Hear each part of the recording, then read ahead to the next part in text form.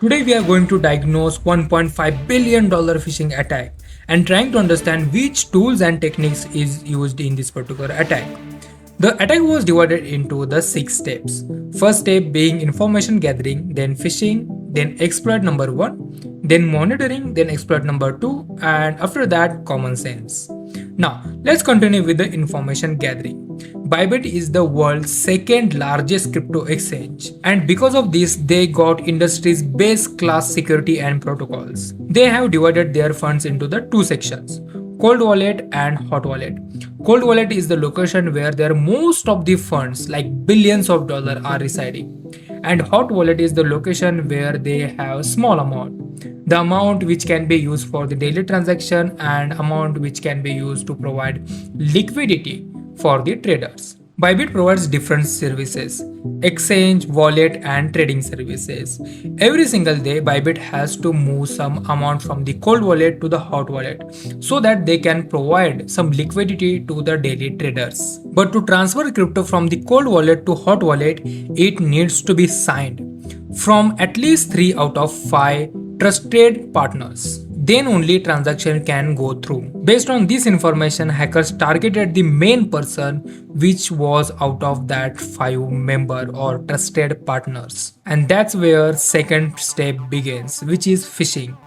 Attacker sends phishing email to one of the partner, and that email containing the malicious link. And once he clicked on that particular link, it infected his computer with highly sophisticated malware. Now, attackers are already inside, and that's where their third step begins, which is monitoring. They sat on the system for few days and they were monitoring every single move, how information is flowing, what steps are taken to approve the transaction, and etc. And they noticed something. Every 2-3 weeks, the large sum of crypto getting transferred from the cold wallet to the exchange wallet. And for that, Bybit is using a tool named Safe, which is mainly used for the approving transactions on Ethereum blockchain. And hacker decided they are going to target that.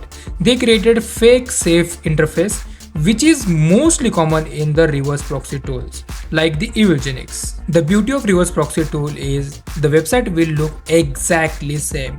The only difference is now the victim will be using the copy of the website which will look exactly same, which will behave exactly same. And that's exactly attacker did on the trusted partner's computer for the web interface of the safe authentication mechanism. Now finally the day came. Exploit number 2. On 21st February, there was a routine transaction of 401346 Ethereum. That means more than 400,000 Ethereum. The transaction appeared on the two trusted partners screen. Like every other transaction, it looked completely normal. The amount was normal. The receiving address was also normal, so they approved it. But they didn't know that they were seeing manipulated UI interface. The third transaction pop up on the CEO's screen itself. When he also looked into the transaction, it looked completely normal. Receiving address was also right and amount was also right, so he approved that particular transaction. But whatever the transaction money has been transferred, that was not appeared on the exchange wallet. So after that the chaos emerges and they started investigating what exactly happened. So it turns out that they haven't transferred the amount to the exchange wallet. Instead of that, they transferred amount to the attacker's wallet because attacker manipulated the web interface where they were approving the transactions. And it turns out on the screen it will show the right address, but on the backend processing it will replace that particular address with the attacker address while confirming the transaction or while approving the transaction. And just like that, they stole $1.5 billion worth of the Ethereum. Now final stage came in, which is common sense. Of course, if someone stole that amount of cryptocurrency, they are not going to keep into the one wallet. So attacker basically divided that particular amount into the several wallet. After that, The amount was on the Ethereum blockchain, so they need to convert to the something secure. So they use the Bitcoin blockchain. So basically they divided that particular amount into the several wallets, and then they use decentralized exchanges to convert that particular amount into the Bitcoin. And after that they use services like the Tumbler to convert that into the untraceable amount. That means it will divide the amount into the smaller amounts so that it will become really hard to track. And just like that, $1.5 billion was stolen successfully. Immediately after this incident, CEO of the Bybit came online and they explained there is nothing to panic, because whatever the amount is stolen, that was not their main reserve. Their main reserve in the Bitcoin cold wallet, not in the Ethereum blockchain.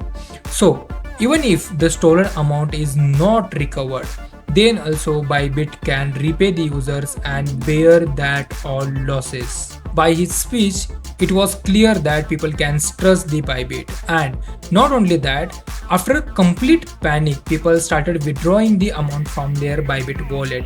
And surprisingly, Bybit allowed all withdrawals just to make sure that people trust them. In few days, Bybit arranged one loan, which was around $1.5 billion, which was the exactly same amount which was stolen from the Bybit. And this is how the situation was really nicely handled thanks to the Bybit CEO. Later, after several months, there was an investigation and a lot of investigation agencies was involved. And finally, they concluded that this was the state-sponsored attack. North Korean government was involved and their state-sponsored hacking group. These groups are known for their crazy attack. They don't go for the technical attack like creating highly sophisticated malware, etc.